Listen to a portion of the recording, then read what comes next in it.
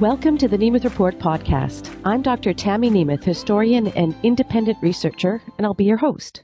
Today's conversation is about the resource industry in British Columbia, and my guest is Stewart Muir, a graduate of Simon Fraser University and the University of British Columbia. Stewart is the founder and executive director of the Resource Works Society based in Vancouver, British Columbia. After 8 years as director of the Nature Trust of British Columbia, Stewart founded Resource Works in 2014 to improve the state of public discourse relating to natural resources and their importance to the lives of British Columbians and all Canadians. Stewart is a co-author of The Sea Among Us, The Amazing Strait of Georgia, that won several distinctions. As a passionate advocate for Indigenous leadership in natural resource sectors, Stewart founded the Indigenous Partnership Success Showcase, an annual event bringing business and Indigenous leaders together to work towards economic reconciliation. Thank you for joining me today, Stewart. Thank you, Tammy. Glad to be here.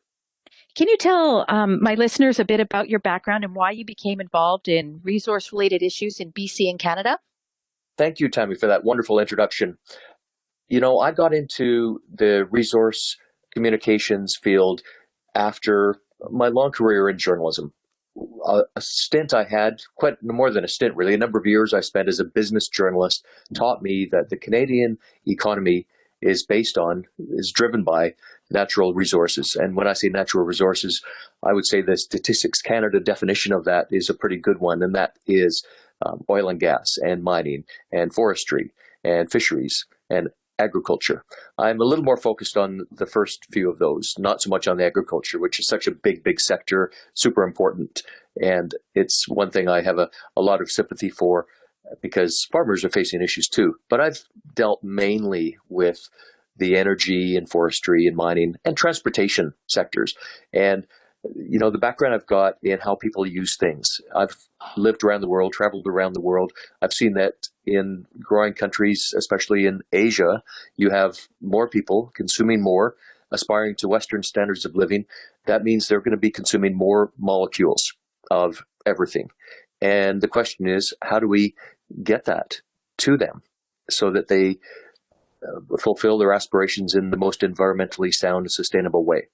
That's the monumental challenge of humanity. And I also think that many of the prescriptions and answers to how you do this don't square with the facts once you do a proper sound analysis of all of the relevant factors. And I think that's the struggle we're in for those who wish to possess all the relevant information, process it rationally, and then come to decisions that we can live with. You know, I think this is really the source of so many contradictions in our society now, and it's really what drew me into the work. That's a really good point about the contradictions. It seems like there's a bit of a big deception about what is being proposed with respect to the forced energy transition and the net zero policies. Because on the one hand, it's like they say we can just switch overnight, that it's easy, no problem. Renewables can fill everything that oil and gas or hydrocarbons have done, and there will be little pain and all gain. And that, you know, when you look at the engineering studies and all these other things, that isn't necessarily the case. And if it was the case, then countries like Russia and China and other East Asian countries would be going full bore renewables, but they don't. So I'm glad that you pointed out the contradictions. And I wonder, you know, we had this violent attack on Friday, February 18th. Some have called it a terrorist attack. I don't know how things would be defined here, but I'd like to take a moment to look at the wider state of activism and BC's resource developments, because as you point out, BC's been known as one of Canada's leaders in forestry, development, fishing, mining. Why is there resistance to developing BC's resources? And when, in your opinion, did this start to happen? Yeah, that's a really good question. The first thing you refer to there, what happened a week ago from when we speak, is the Coastal GasLink pipeline. There's a sort of a choke point where that pipeline goes through a mountain valley, and there's really no other way that the pipeline can go to the coast. I remember talking to the CEO at the time of the project several years back and said, you know, you seem to be encountering some local opposition to the pipeline. Can't you just find another route? He said, hey, trust me, I told the surveyors to go up in a helicopter and whatever they needed to do to see if there was another route. They went out, they looked, they went everywhere. There is no other pass. There is this narrow mountain choke point that is the gateway for Canadian energy to get to the coast, and from the coast to global markets, and in global markets to fetch the world price for it, which will benefit all Canadians. And given my belief that we have a responsibility to get the highest value, especially from our one-time non-renewable resources. You got one shot to monetize that molecule of hydrocarbon, so make sure you're getting the most of it. If you're not, that to me is the definition of irresponsibility. So it's very consequential that we have the ability to move energy to places. And that place, Coastal GasLink pipeline, where it goes through on the Morris River, that's really a tight choke point. And it's almost, in a sense, you might think, if you sort of step back, you look at the choke point through the city of Istanbul. I was there a couple of years ago. I rode out on the ferry, and there's every 20 minutes or so, there's a tanker ship that goes through there past the residents of Istanbul. That's a choke point, and I think that one might be in the news and then next little while for other reasons. But Canada's got a choke point, and that choke point is the Bulkley Valley. So for the last decade or so, some radical people who have, in some form, managed to bring local First Nations into the movement with legitimate grievances. I mean, this is a complicated situation. There is legal murkiness, there is historical jurisprudence, there is a long-standing and complicated and I'm going to say just absolutely fascinating Indigenous culture there that I have read of and learned of firsthand, that I have the deepest respect and really awe for, and that is the Wet'suwet'en and the Gitxsan cultures that are so well established in that area. And there are grievances, there are issues, there are rights and unsolved questions, but there's also individuals and communities that want to have jobs and economic aspirations fulfilled. So you've got these contradictions. I mean, nothing's simple in life, and it's certainly not simple in the Bulkley Valley. And so it is that on the Coastal GasLink, there is established a number of protest camps. One goes back, as I've said, over a decade ago, back to when the Northern Gateway pipeline was being proposed. Of course, it was scrapped in 2015 or 2016. And those remained after that pipeline because I think the people who were operating them realized that there was another pipeline coming on basically a very similar route, and that's the Coastal GasLink natural gas pipeline. Recently, Tammy, you'll know that the European Union redefined natural gas as green gas. So, certain conditions apply to which gas is green, but we have green gas coming from northeastern British Columbia to the coast to go to help countries in Asia that are desperate for cleaner energy solutions. And we have a way to get it there through a pipeline. So that pipeline is being built now. But there are groups that exist to oppose the transmission of any sort of energy, whether it's gas, oil, or for that matter, electricity through transmission lines across the landscape of British Columbia. That's what they do. It's their business model to raise money and oppose. And I think years back, and I've spoken to many Indigenous leaders, and one thing I've learned is just to be extremely wary and cautious of ever seeming to attribute things to First Nations that they're not saying. So I'm very cautious in my words here, Tammy. But I've heard firsthand from so many First Nations elected leaders, hereditary leaders, ordinary folks who are First Nations, that they are supportive of the benefits of doing things right, of having employment and having what they call own source revenues, which are monies that flow to government so they can provide education services, health services, transportation. I've been to small First Nations of only maybe a few hundred people where, because of these revenues, they're able to teach classes in the local language. And, especially for First Nations, in BC, where there's over 200 different First Nations with many, many different languages.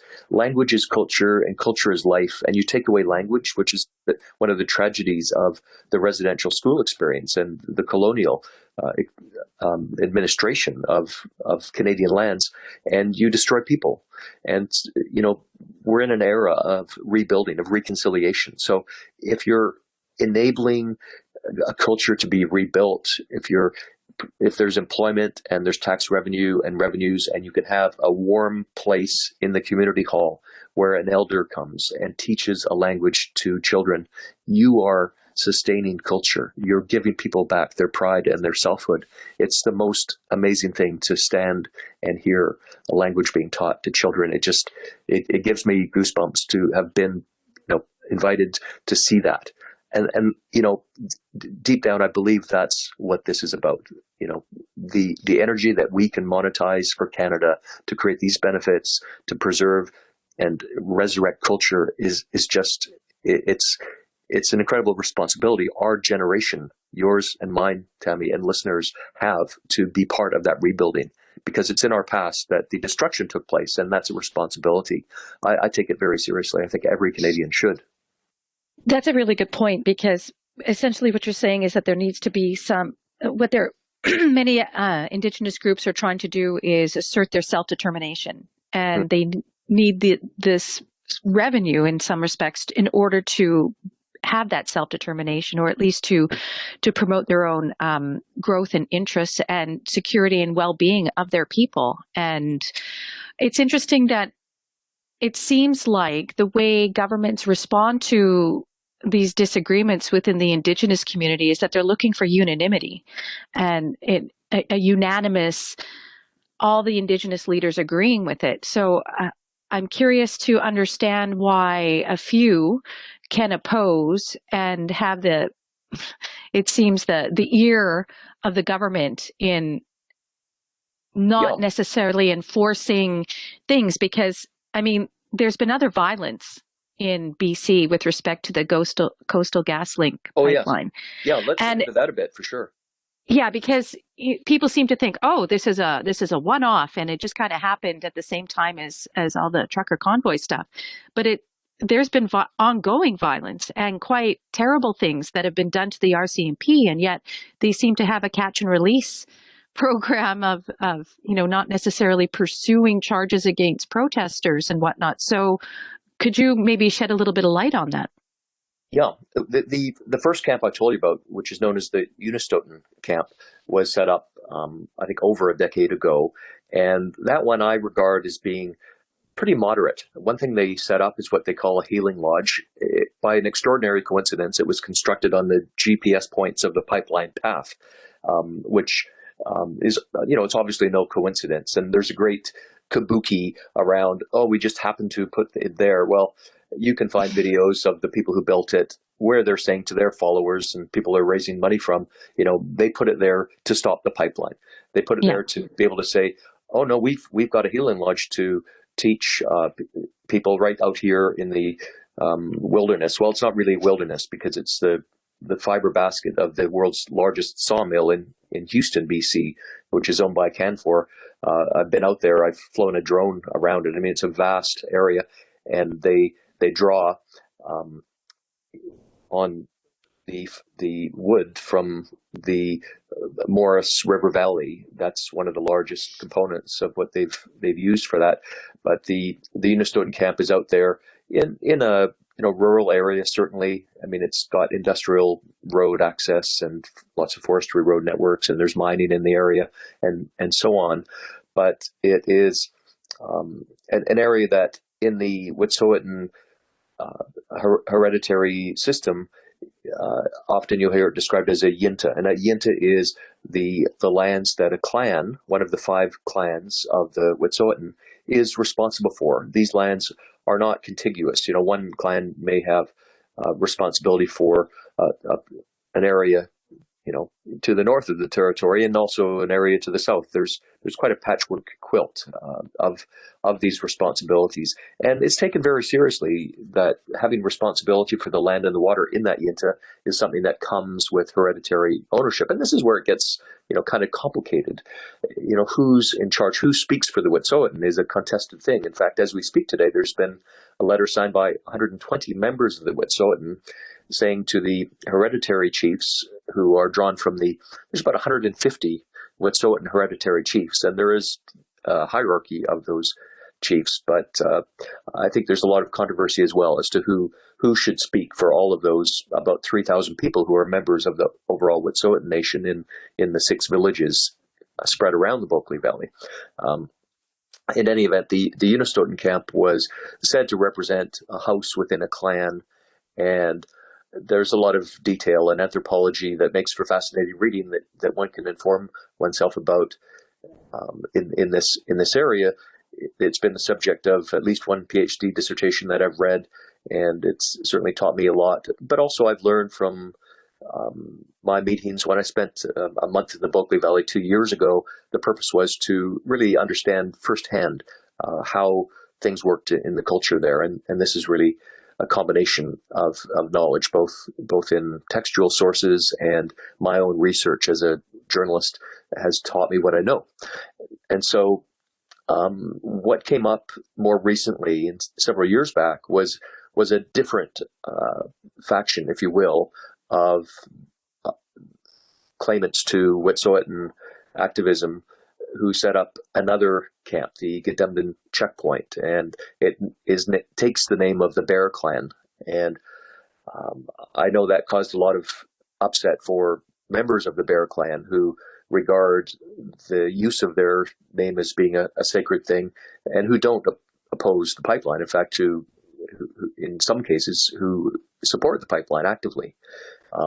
But you've got this appropriation of cultural names.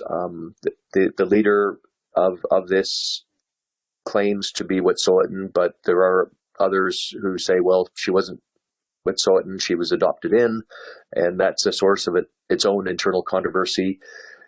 If you look at who the people are who are manning this checkpoint, and this checkpoint is closely associated with individuals who were rather close to the violent attack on the CGL drilling site recently. Now, we don't know who did that, but there's a lot of people who, out of that checkpoint effort, were making claims, making statements in the recent past that are not inconsistent with the type of messaging associated with that attack. There were graffiti markings and the use of a school bus that was exactly the same school bus. It was identical.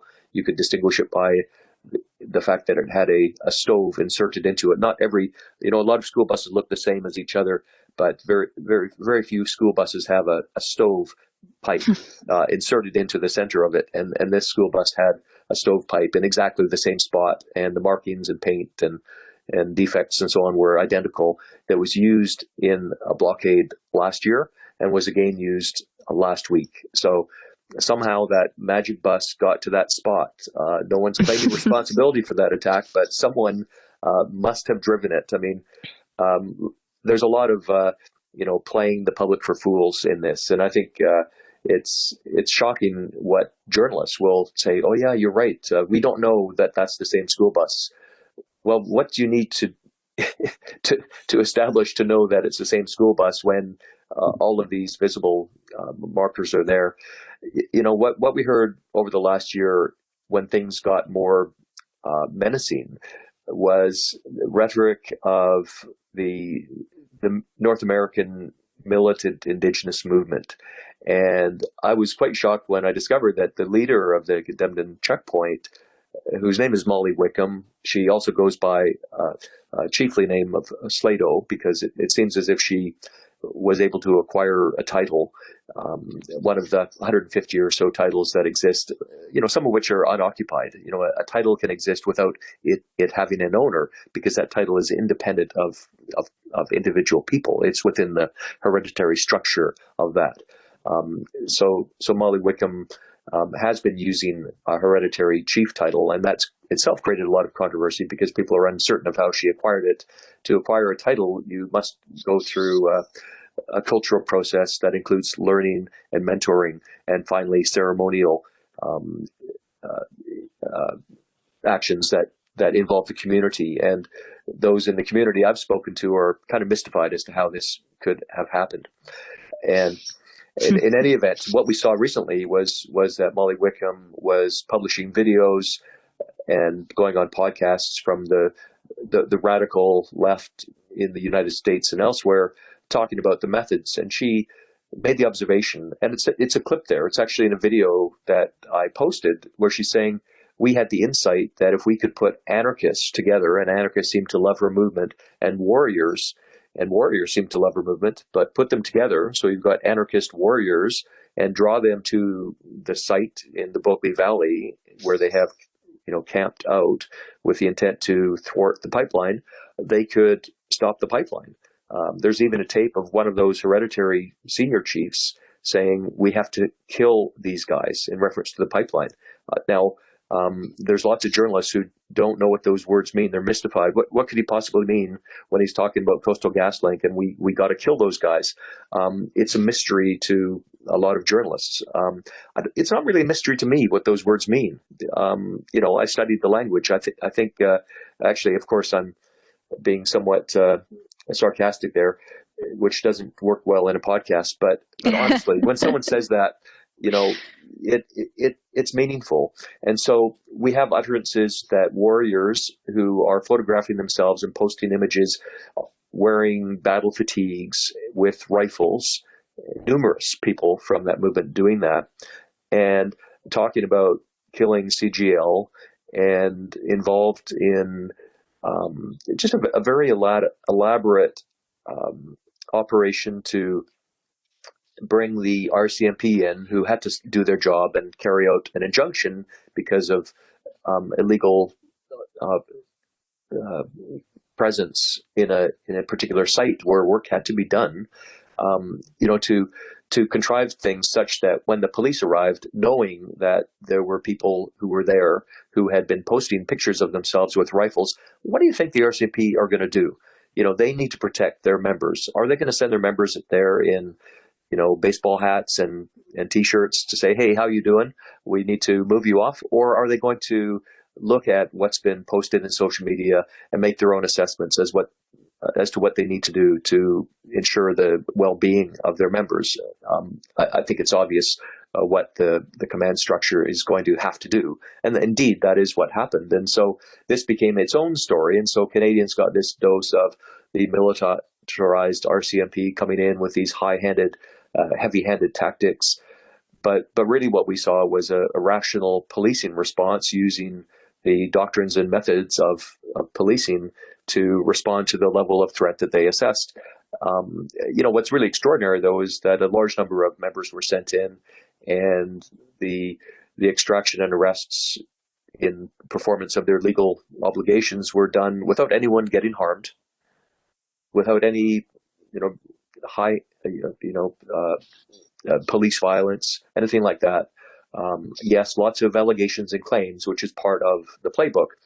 So is it theater? Is it really terrorism? I viewed it as a performative experience for the most part, that it was a sort of theatrical performance for the modern social media age, that these people seeing themselves perhaps as involved in a lopsided war of a environmental type would have to use all the tactics available to them to the best of their abilities, and that's the only way that they could prosecute their wish to stop the pipeline from being built. And by the way, it's about 60% built now. It's right. There's really no turning back here, Tammy.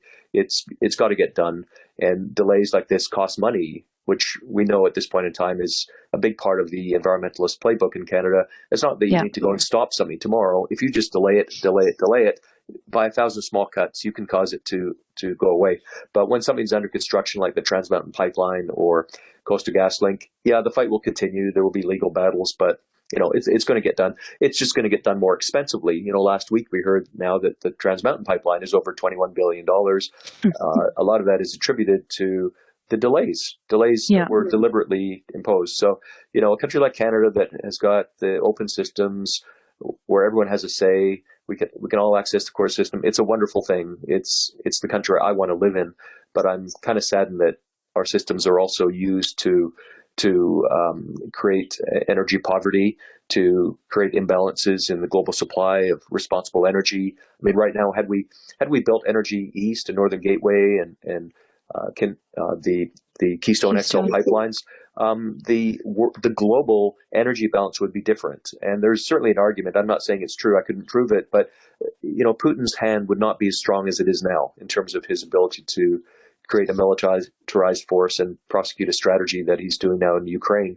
And there's lots of commentators. Gary Kasparov, is pointing to Keystone. As I tweeted, KXL, President Biden, unless you want to eat a lot of borscht, you should maybe get back to building KXL.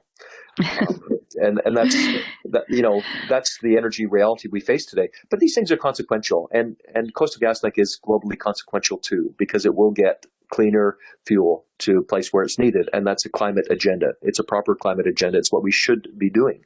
And so when you see organizations, here's a question mark. I mean, you might have the question, okay, these things happen. We've got groups that have gone from rhetorical flourishes and displays into some unknown persons, and I, at this point, cannot make the statement that it's the same person doing or persons doing the Get Demmed and Checkpoint were responsible. But you know what? If it looks like a duck, it walks like a duck. There's a chance that it's a duck. Or if you come at it differently and you apply Occam's razor to this, and you look at the thing with the least number of, inexplicables, it would be that people who have been arming themselves, who have been otherwise equipping themselves, who have been talking about how they're going to operate on the landscape and not be caught and disappear into the night. If suddenly people show up with a destructive intent, wearing exactly the same wintertime military camo gear as Get Demmed In supporters were photographed in, driving exactly the same school bus that was used in a Get Demmed In checkpoint blockade last fall, with exactly the same rhetoric, with graffiti, with the same words and language as associated with the checkpoint. A reasonable person should be asking or saying, these things are awfully familiar. We should be looking to that checkpoint to find out what they know about this.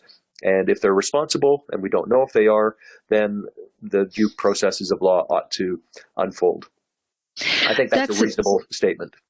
Absolutely. And one of the things I just want to sort of tie into that is that it seems like, the activists seem to be rather emboldened by the previous sort of catch and release, or, there's an escalation there. And I wonder if there's some kind of linkage towards escalation, sort of like when David Suzuki warned after COP26 back in November that there'd be violence against oil and gas infrastructure in Canada if the demands and concerns of the activists weren't met. And then you have the promotion of Andreas Malm's book, How to Blow Up a Pipeline, last year. And just lots of laudatory articles being put out there by supportive media organizations, and, Suzuki sort of channeling Andreas Malm.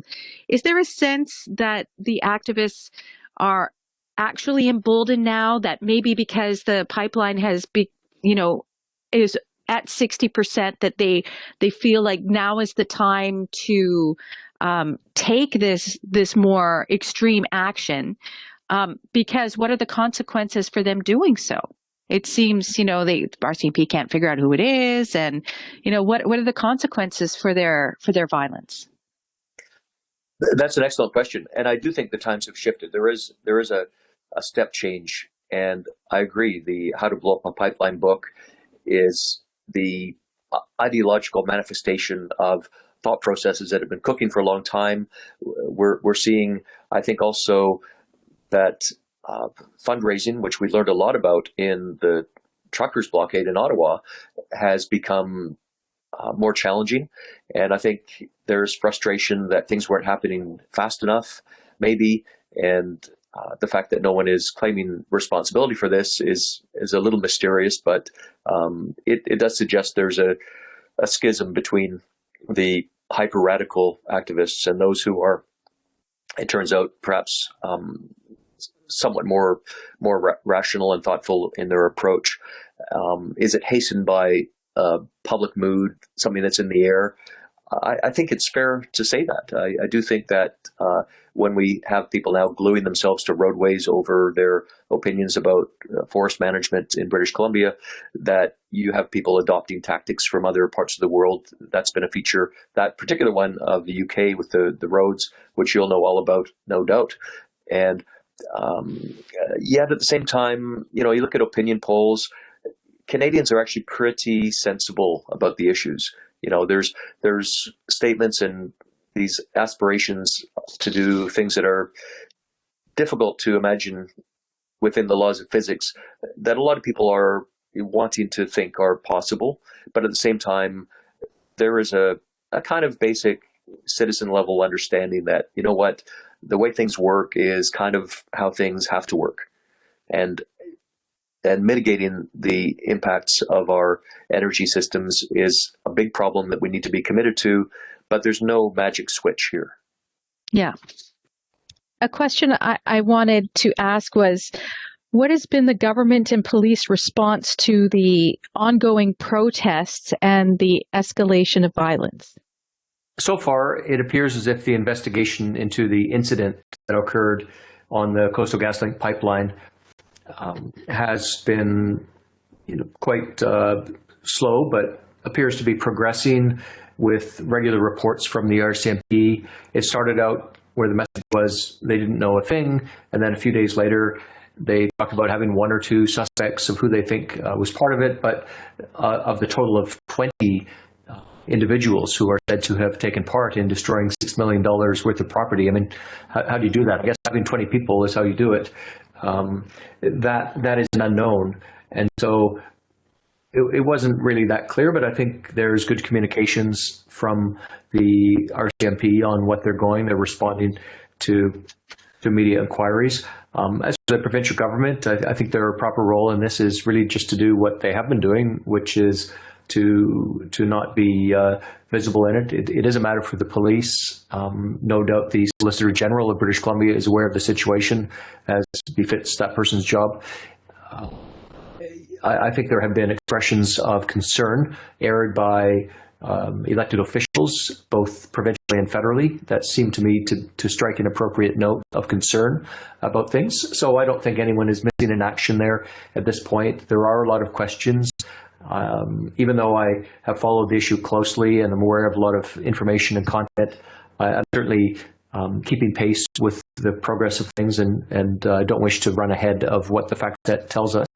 I mean, we do know that it's real. One thing that disturbed me is that right away, within an hour or so of the news coming out, and I was, by the way, the first person to break the news, I was tipped off by a source that the RCMP were investigating an incident, and I learned that the RCMP would be issuing a news release, and I was watching for that news release, and I was the first person. I had probably the greatest number of engagement on anything I've ever put on Twitter, because the whole country, at the time that the truckers imbroglio was going on in Ottawa, suddenly this thing pops up. It's almost like the mirror opposite. What's this?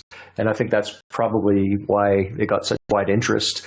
And, I called it an act of domestic terrorism, which I do maintain, even though the media hasn't picked up that phrase to describe it. I do believe that what we've seen there does, in fact, fulfill most of the elements of what an act of terrorism is. We don't have the traditional, so-and-so claimed responsibility, one of the worst phrases of all time. But indeed, no one has the irresponsible action. So does that mean it's not terrorism? I'm not sure. But I've looked at the definition in the Criminal Code of Canada. I think most of the conditions of that are present in this. When someone comes out in the middle of the night armed with weapons and destroys property and threatens people, setting a truck that's got people inside alight qualifies, in my opinion, as being a hostile act against personnel. I think that is bundled in with the definition of a terrorism act. So at any rate, it was my use of that phrase that I think helped to raise the profile of the shock of this terrible incident, and that's when people started to react. But one of the reactions, what I was going to say, was that almost instantaneously there was this bizarre response from one of the script writers for the protesters. I mean, this stuff is scripted. Suddenly popped up to plant the idea that it was some sort of a hoax. It either never happened, or whatever happened was perpetrated by, the company or by the RCMP. I mean, it was just bizarre.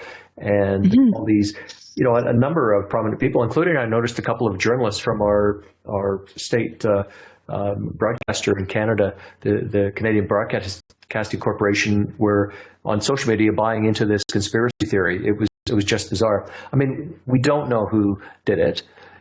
We hope to find out, but we do know the damage happened. It's documented by photographs. We've seen different parts of the evidence, the fact set, that shows striking similarities to other protest activities that have been subject to police actions owing to the fact that they are covered by an injunction. So, people defying the Canadian courts who were performing what were therefore illegal actions earlier, and people who, we know their identity, were also, some of the items they worked with, like the school bus, were also present in this other attack. Conspiracy theory cooked up by some sort of, concoction involving public officials. Again, a bizarre theory. And that theory got quite a bit of pickup. I think it even was influential in media. It tells you, I think, how effective the disinformation campaigns can be in this modern age.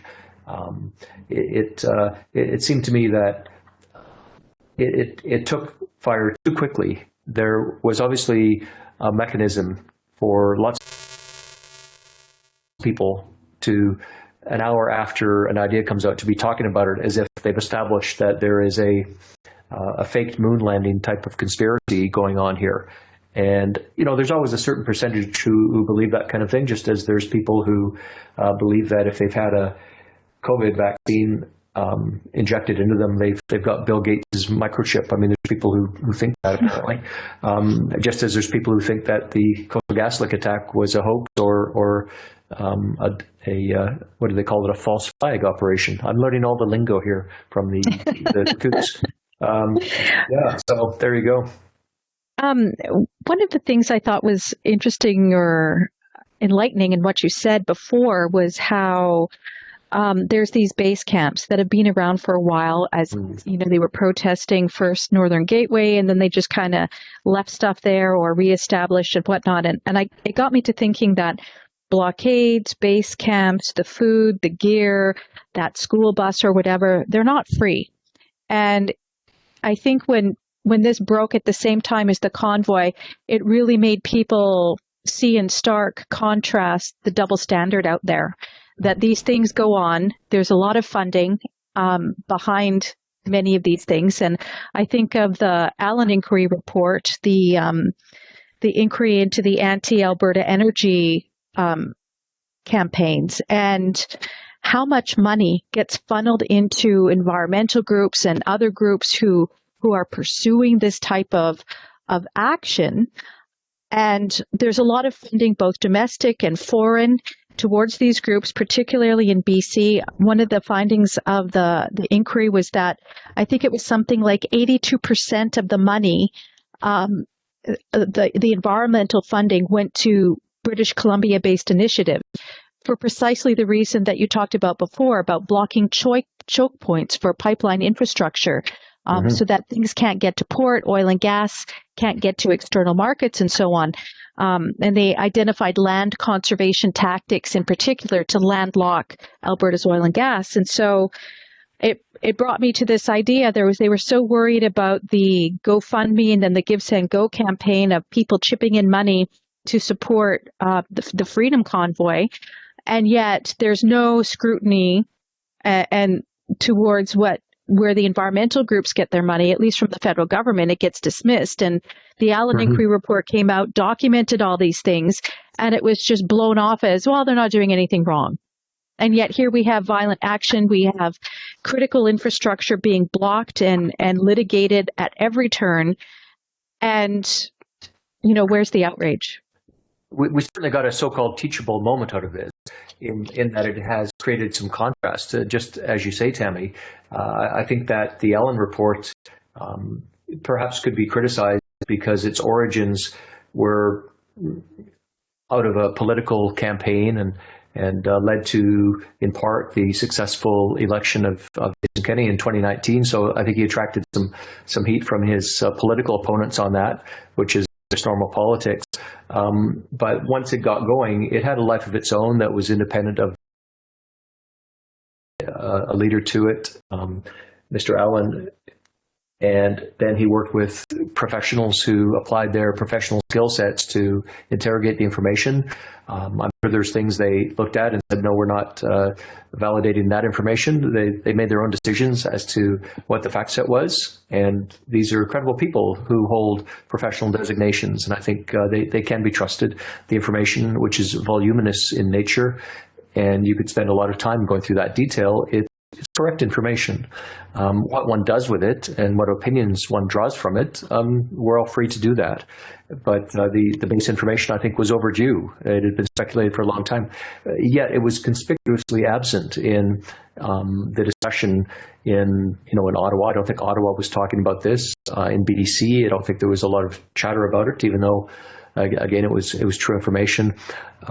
One thing I've noticed is that there is a divide today in what I call conservation and environmentalism. To me, conservation is when you, as one who cares for the land, the health of the water and the land, you act responsibly to conserve what we have for the future. And you ensure that when you do something, you're having the least harm.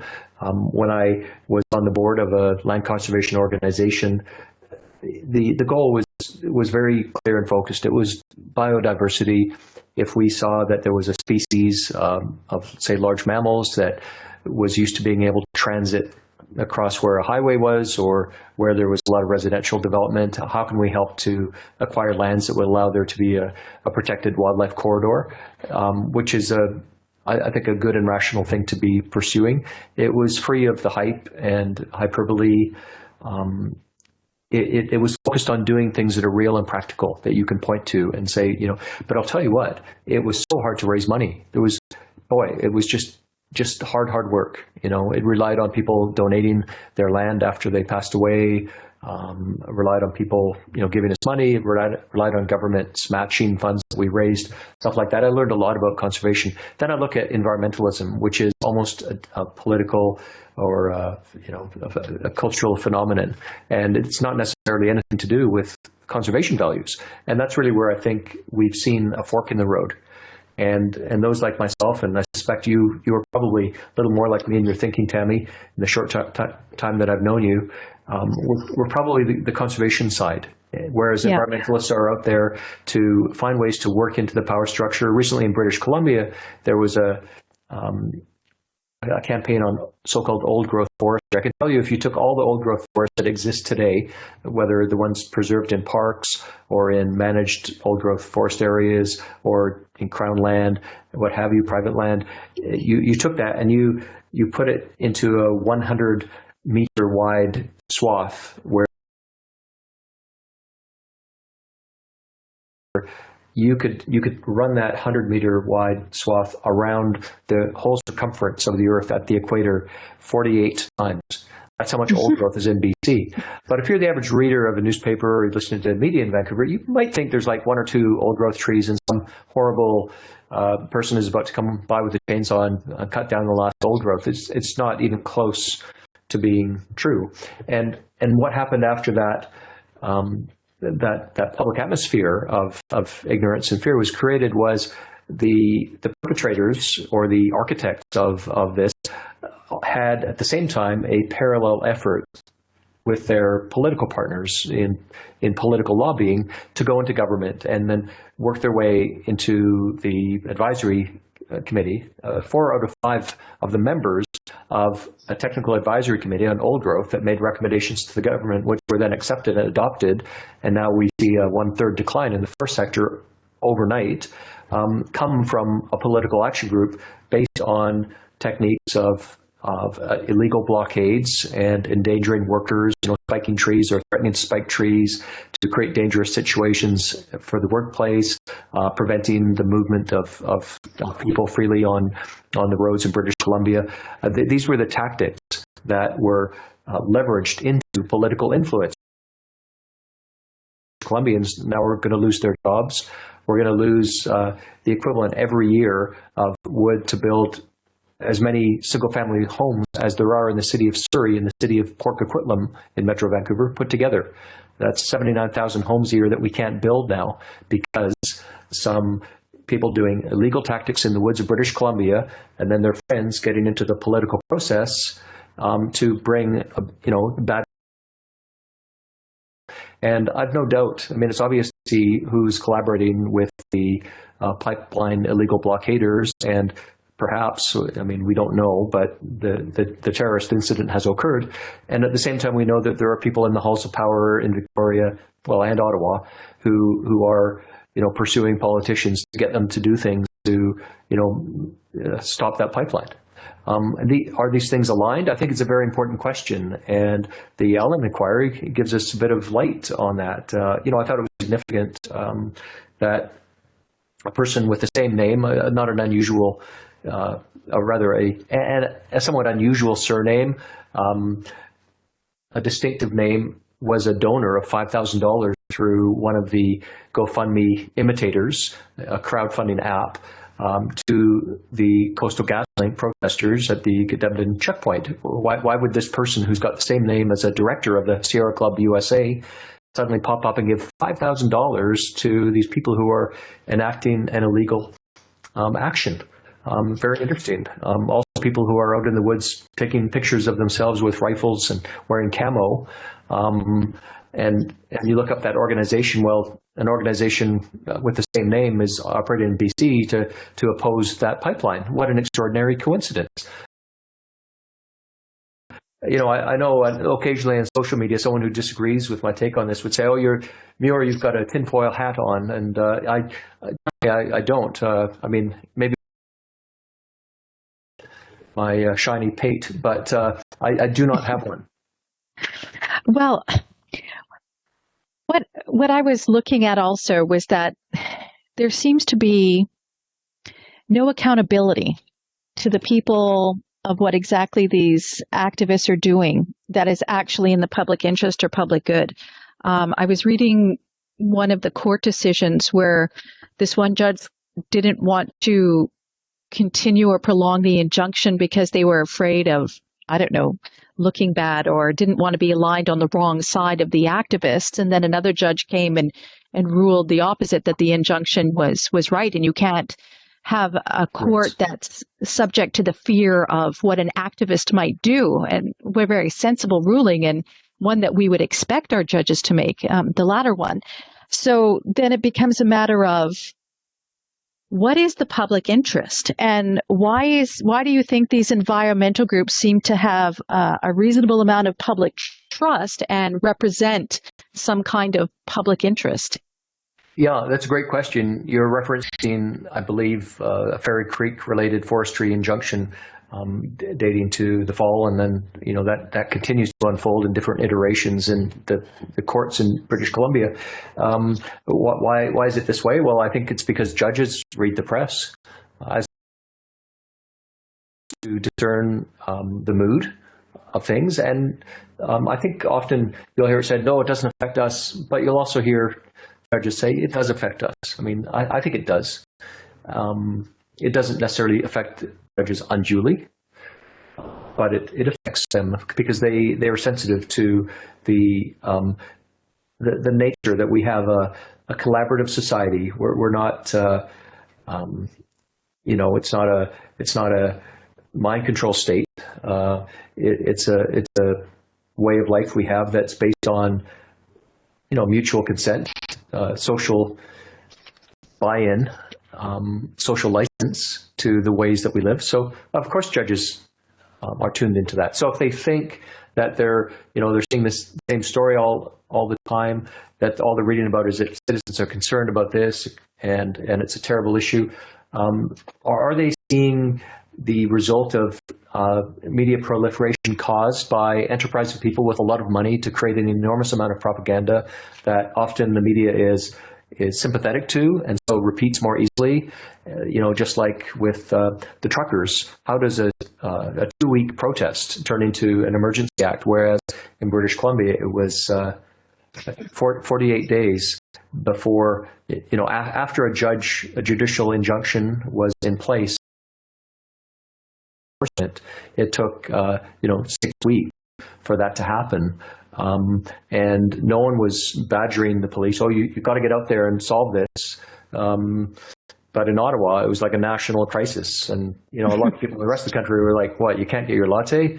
Like I'm sympathetic to people who couldn't sleep. I mean, that was rude. I don't think they should be out there honking their horns and it's the middle of winter. I guess they have to stay warm in their truck. They really need to bring all that noise downtown. I mean, I'm not really sympathetic terribly to either one of those, but I'll tell you which one got into the headlines effectively. It's the one that, makes what, I think a lot of people would see as a part of the political spectrum. That's what was pursued. It got very political very quickly. And whereas the protest actions, like there's no one in the press almost, there's very few. The most you can hope for is someone who's, pretty fair. Mostly, though, it's just terribly presumptive and imbalanced in the coverage of forestry and pipeline construction protest. So I think you've identified something that to me is very real, and it is a big skew, and it's a skew that's consequential because if we see that voters are affected by this, not just judges, it's going to lead to decisions. In fact, I think we're already seeing those decisions. If it's considered, I've heard it said, well, there'll never be another pipeline built or approved in Canada now.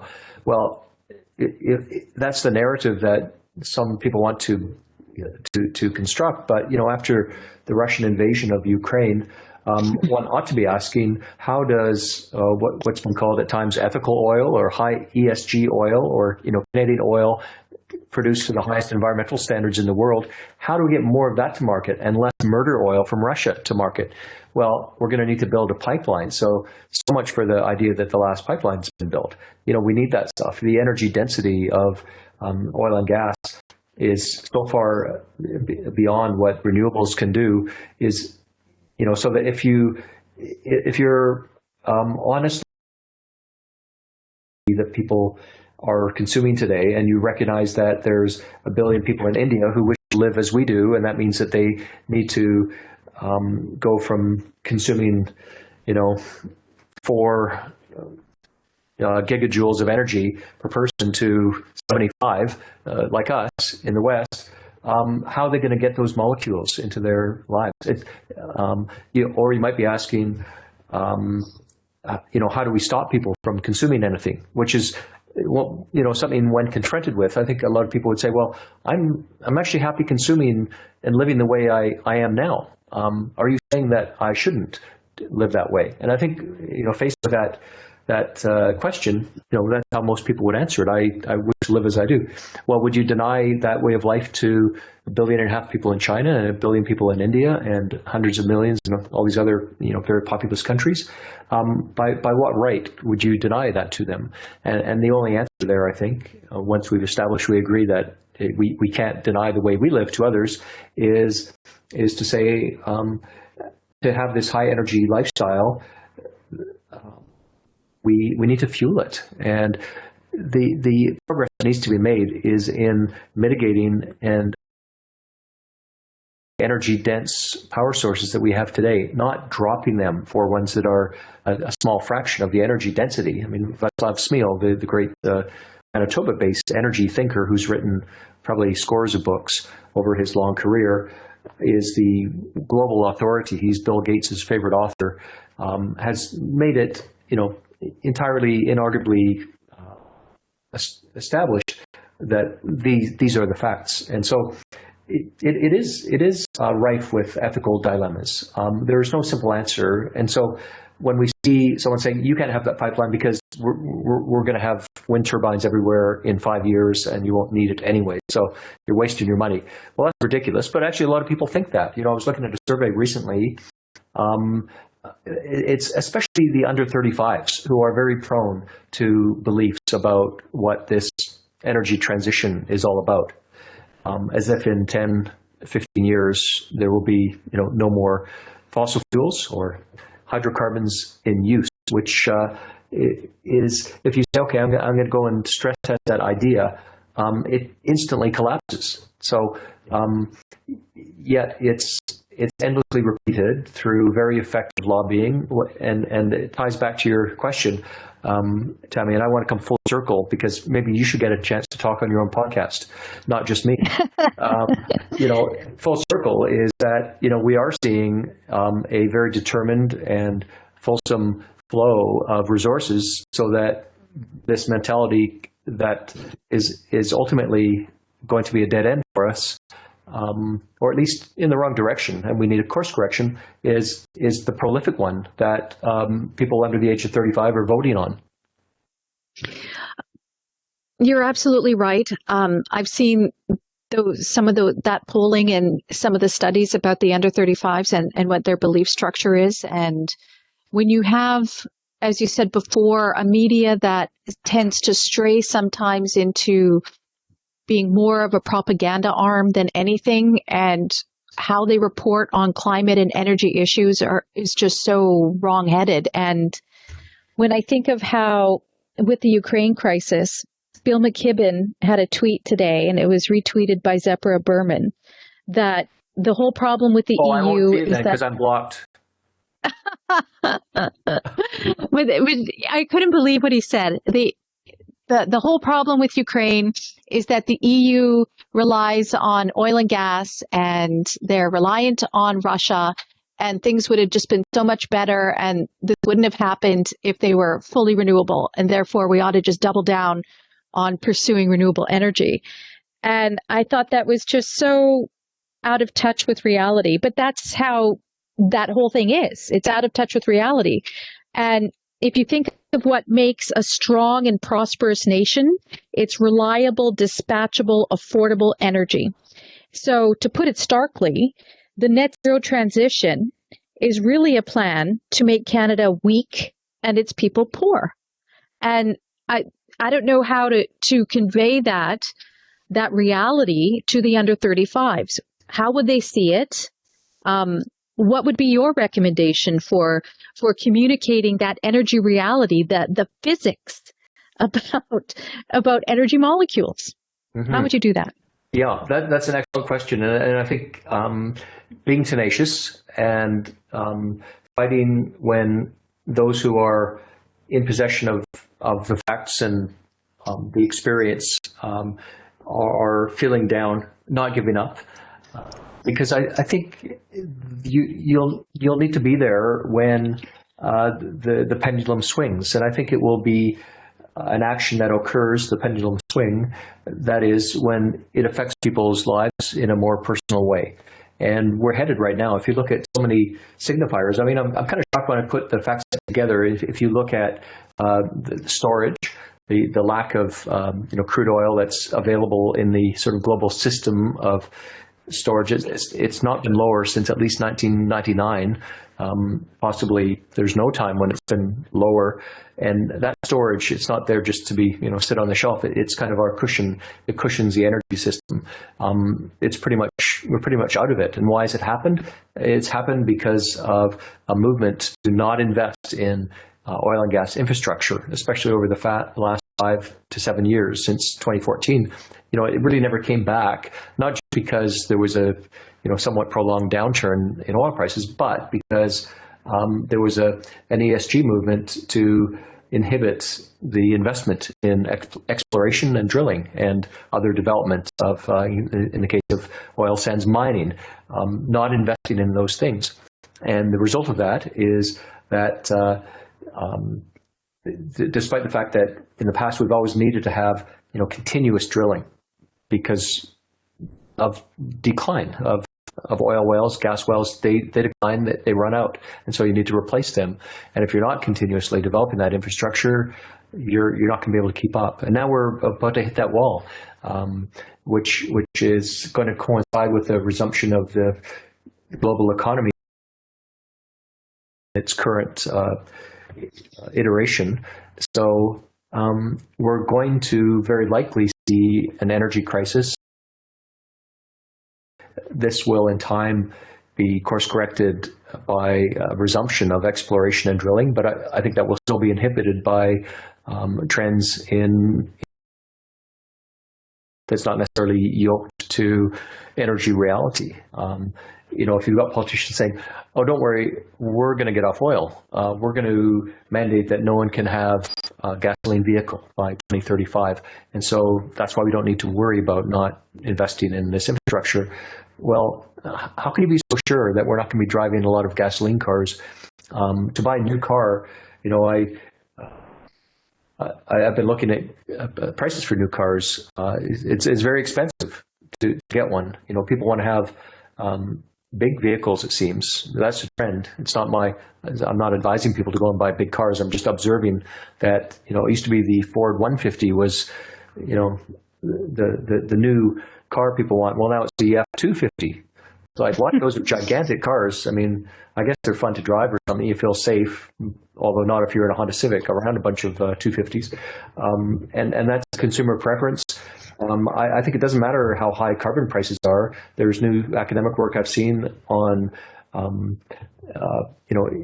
in electricity, in that, fuel for getting around is not a luxury thing. You can maybe tax cigarettes to the point where people say, didn't really like that habit I was hooked on, and plus they're so expensive, so I'll give it up. If you live in and you've got to go to the city, would you say, well, you know what, I don't really want to go to the city. I don't really want to take my kids to work in the car because that will create some carbon pollution. Is that a preference you're going to not exercise? No, you're going to get in your vehicle, your F-250, and you're going to drive your kids to town, right? Yeah, absolutely. Yeah. And what's so frustrating is that there's a body of academic literature that has been speaking for several years now about how the preference is to price cars and fuel out of the average person's ability to pay, so that people have to give up the car, rely on transport, public transport, or have a bike or walk. And that might be fine in Europe if you're living in a city where it's, not a vast distance between things. But in Canada, that makes 0 sense. In -40, you're not walking, you're not riding your bike. And out here, like in the prairie provinces, where my family's from, the public transport is terrible. It's terrible. And so for them to say, well, we'll invest all this money, the federal government says they'll invest all this money in public transit and various other infrastructure things. At what point do we run out of the money? Because where are you going to get it from if you're killing all your resource industries and that's the only thing Canada produces that actually makes any money for this country? Yeah, well, the only creative activity I see in the British Columbia government right now is the creative, if that's the right word, use of brain power to to curtail the base economy, the thing that results in trade goods being produced and in exchange for other things we need. Because we don't make iPhones in BC, we have to, make some things that we can trade for iPhones. And there's services we perform, but we also rely on trading goods, and that's what gets us the money. And we turn around and get those oranges we want to have because we can't grow those oranges either. And that's really just a simple fact of life. So we have a sort of political movement of this hope that, keystrokes will be the economy and we don't need to worry about all that stuff. When every day Amazon seems to add new capacity to get goods to market. We want the latest devices. Speaking of iPhones, I read somewhere that there's 65 mineral elements from the periodic table in my phone. That's like what a fifth of the periodic table is in your hand. That's incredible. That's unprecedented in human history. I don't hear anyone saying give up your phone. I don't see them down at environmental pressure group X or Y conducting things with a paper and a quill. They are using their high energy, high resource devices to do all their work because they rely on them and they work. They're effective. They make you able to do more. So there's this growing disconnect between the things we do and the things we say are possible. I agree absolutely with that, especially when they talk about renewable energy, as we discussed before. One thing that I wanted to mention and get your opinion about is one of the things I thought that the convoy really seemed to put into stark relief is that people were upset about the COVID restrictions, all the different restrictions across the provinces and what the federal government had brought in. And I know that there were a lot of people who were contacting their MPs, contacting their MLAs and feeling like no one was listening. And so then you have this convoy that goes across to say, are you listening to us? Will you listen to us? And then the federal government couldn't even be bothered to send a delegation to say, okay, what are your real concerns here? How can we work this out? They were just ignored. And so when it comes to the energy issue, and we're going to see a spike in gas prices, I'm guessing within the next few weeks, where it'll be over $2 a liter, which is insane for Canada, partly due to the carbon taxes and various other things and the increase in the price of oil and whatnot due to the Ukraine crisis. So if people get upset and they're like, I don't want to do this energy transition, I think net zero is a bad idea. In the end of March, when Mr. Guilbeault brings in whatever his new 2030 net zero plan is going to be, his 5-year plan or whatever, if people say, no, I don't want that, they've now learned the government doesn't listen. When they have their own agenda, they're not interested in hearing what people have to say. So then what recourse do people have if there's no election and their representatives aren't listening? Yeah, well, by following that direction of renewables, we are, and I'm looking to something I received today, the Goring and Rosenzweig newsletter, the natural resource investor gurus. I mean, these people, they've nailed the trends time and again, and I think they have the best energy investing research out there. They say that the investments made in renewables over the last decade are responsible for the energy crisis we're seeing in Europe today, where natural gas is the equivalent of $300 a barrel. Yeah, this is almost like an investment craze. It's almost like the South Sea bubble or the Dutch tulip mania in terms of investors just acting on some mix of psychological factors that they have lost track of what's going on. And so when you go back to reliability and you're talking about dispatchability, these factors, that seems to be lost. The emphasis once again needs to be on investments in hydrogen. I think blue hydrogen is one of the best pathways combined with carbon capture. It's actually happening. It's real.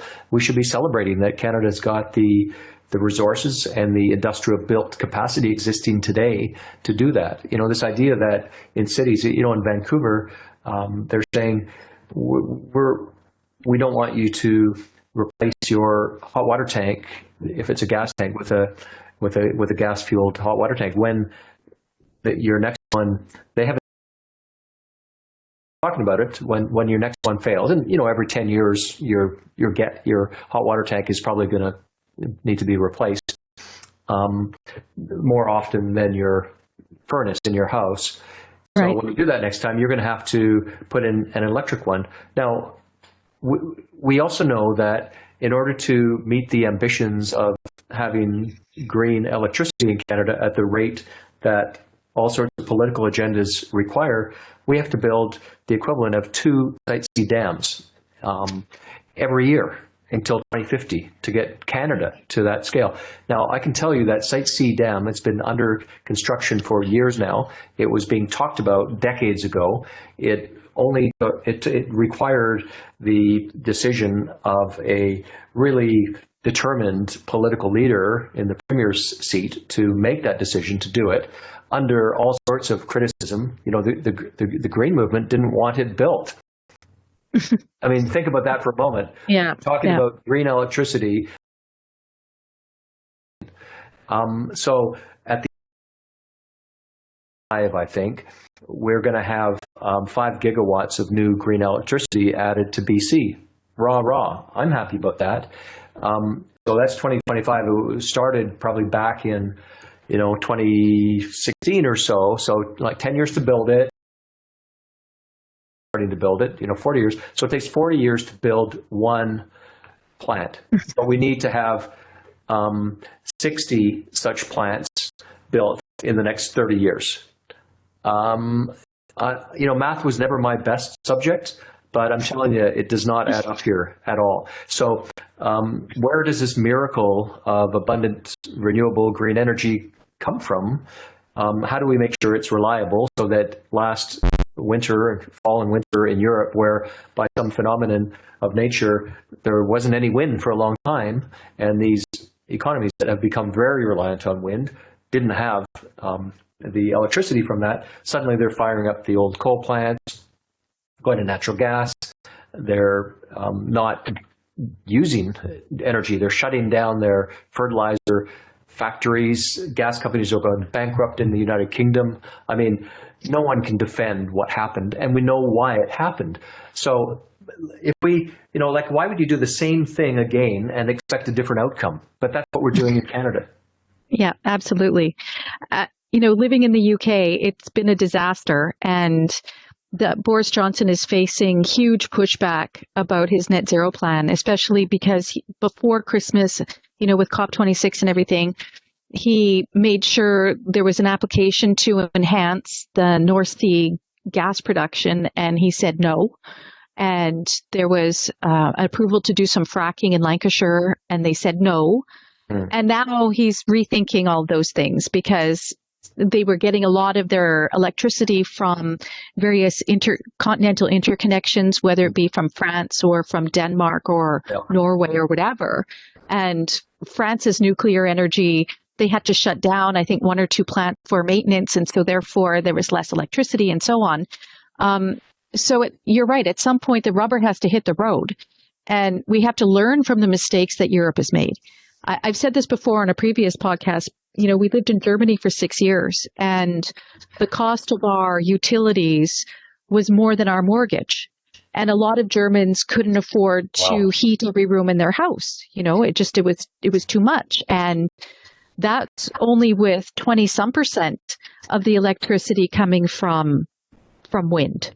So imagine if you put your entire grid with wind or solar and battery backup, that will be unstable. And even in our house, we'd have these expensive light bulbs because they banned the incandescents or whatever, and they'd be blowing every couple months. They're supposed to last for years, but stable, that there'd be power spikes all the time. And, all of a sudden light bulbs are exploding and whatnot. So why would we want to bring that here to Canada, where we have the resources, we have the tech, the emissions that the environmentalists and the elites in the world seem to think are such a problem. We have the technology to reduce them.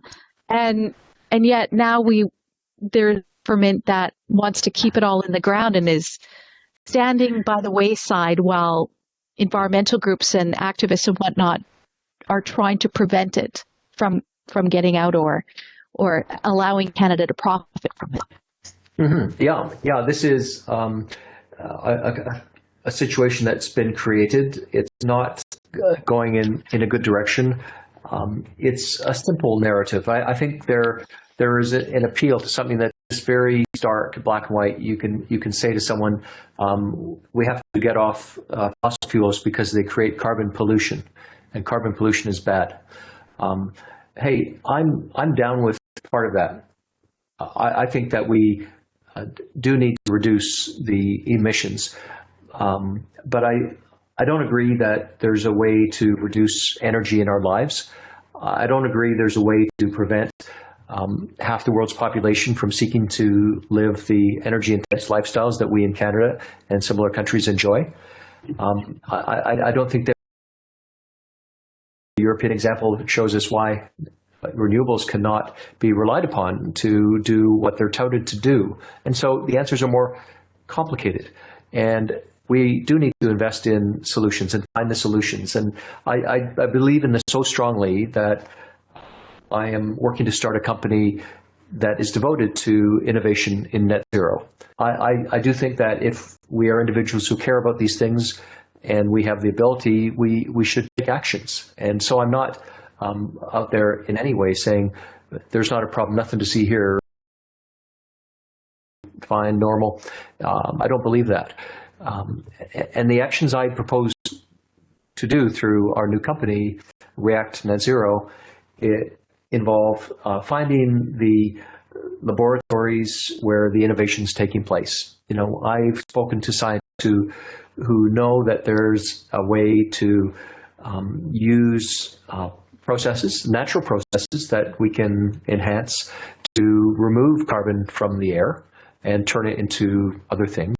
We can diagram how to do that. There's a few technology gaps in there in the implementation, but we do believe they're solvable. That's just one example. Who knows what is there in the labs of the world, and that's why I'm working with a team of some of the most recognized scientists in chemical engineering and synthetic biology to find those ideas. And we have to have 1,000 unicorns by 2050. Companies that will, each one will come out with a breakthrough solution, because this idea that, just put up a bunch of wind turbines and it's all fine, and it's just ridiculous. And so I'm energized and excited by it. I think in a sense, the work we're doing is enabled by some of the wrong turns that we've made, but it's really important that we move quickly, because I think if every part of the world turns into a European situation where political actors, whether it's Boris Johnson or Carrie Antoinette by his side, is that what they're calling? I don't know. There's some pejorative ones there. Yes. Yeah. Okay. Well, I don't want to go there, but I mean, how does a conservative prime minister of Britain wind up opposing the sourcing of a clean source of energy or cleaner source of energy that they're sitting on top of, that they could easily access using technology that we know works? Why would the conservative prime minister do that? It's a bit of a puzzle to me.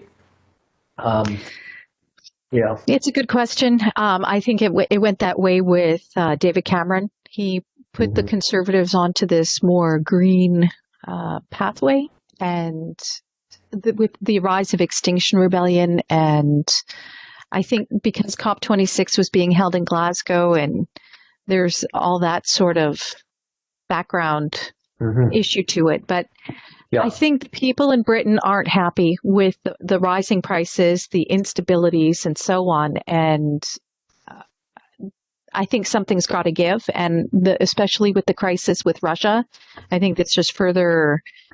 It'll empower more people to resist what the net zero plan in UK is bringing. But in the end, I don't know what the outcome will be. We have all of this amazing energy in Canada, and yet we're going down the same path. But to end on a good note, I just wanted to thank you for talking about the carbon tech, and I'm very grateful that you're pursuing this, and I know there's a lot of other really smart people who are pursuing this as well, and I'm grateful that there's trying to find a way where we can keep the hydrocarbons, but find a way to make it more palatable or acceptable to those who are very concerned about emissions. And if we can do that, then why can't we keep using it? Hear, hear. Tammy, I think that's a really good way of putting it. I know it's been a long day for you, and I want to thank you for taking the time to speak with me. And yes, thank you. Thank you very much for your insights. My pleasure. Thanks for having me.